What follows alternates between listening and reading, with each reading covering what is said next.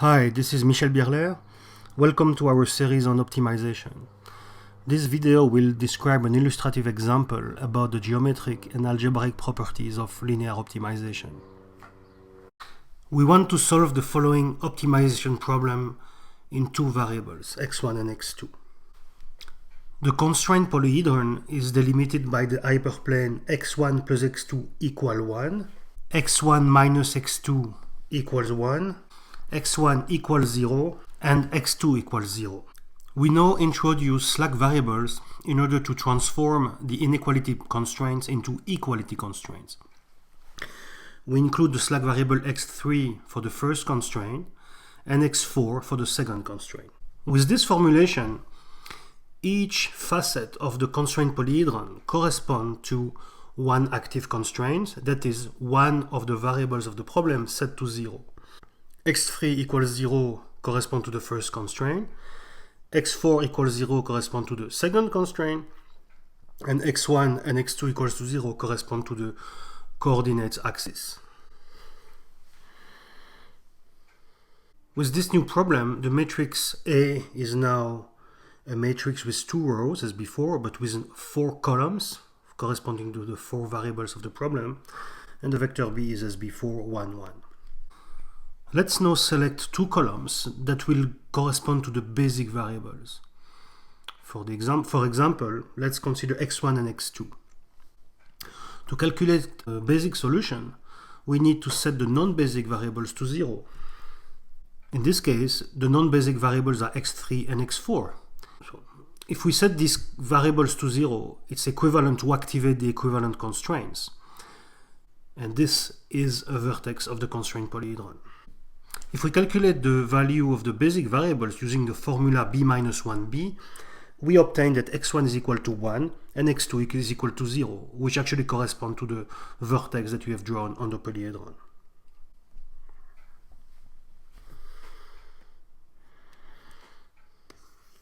Let's now select 2 other variables to go to the basis. For example, we can take x3 and x4 to go to the basis. Again, to construct a basic solution, we need to set the non-basic variables to 0. In this case, the non-basic variables are x1 and x2. And this corresponds again to a vertex of the constraint polyhedron.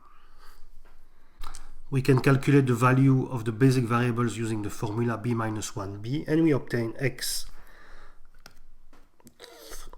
equals 1 and x4 equals 1. Let's take a third example, where we select x2 and x3 to be the basic variables. Again, to calculate the basic solution, we set the non-basic variables to 0, in this case x1 and x4.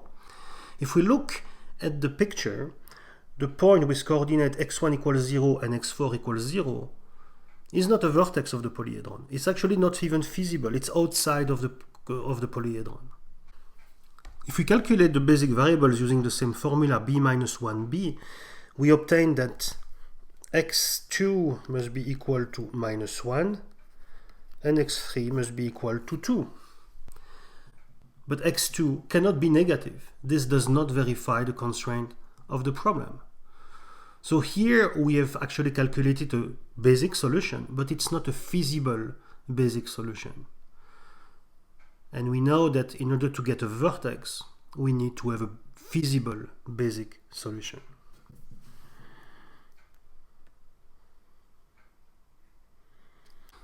Let's now look at the objective function minus x1 minus 2x2. We can draw the level line corresponding to all the values of x1 and x2 that are achieving a value of the objective function which is equal to minus 1. Only the intersection of these lines and the constraint polyhedron correspond to feasible solution. Now, in order to improve the value of the objective function, we need to move this line parallel to itself.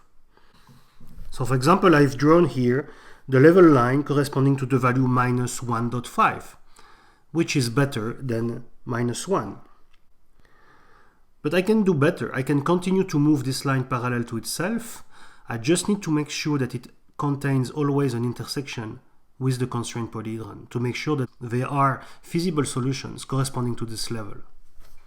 The best that I can do is to move this line until the level -2. Indeed, if I continue to move it parallel to itself, I will not have any more an intersection with the feasible polyhedron. Therefore, I have found an optimized solution. The best level I can achieve, the best value of the objective function that I can achieve is -2. And what are the values of x1 and x2 corresponding to this level? It's the intersection with the constraints polyhedron. There is a unique point, which is a vertex of the polyhedron. Now, how do we calculate this point from an algebraic point of view? We realize that from a geometric point of view, it is at the intersection of two active constraints. And if you remember, each constraint is associated with a variable of the problem. So in this case, this solution is associated with the constraint x1 equals to 0 and the constraint x3 equals to 0. So if you remember how we calculated the basic solutions, we set the variables which are non-basic to 0. So it means that the basic solution corresponding to this optimal solution is the one where x1 and x3 are the non-basic variable, so that x2 and x4 are the basic variable. So I let you calculate the value of x2 and x4 using the formula, and you will find that x2 is equal to 1 and x4 is equal to 2. So therefore, we have found the optimal solution of our problem. I hope that you enjoyed this video. If you want more information, I refer you to the book Optimization Principles and Algorithms, published by EPFL Press, and the associated online material that you can find at optimizationprinciplesalgorithm.com. Goodbye.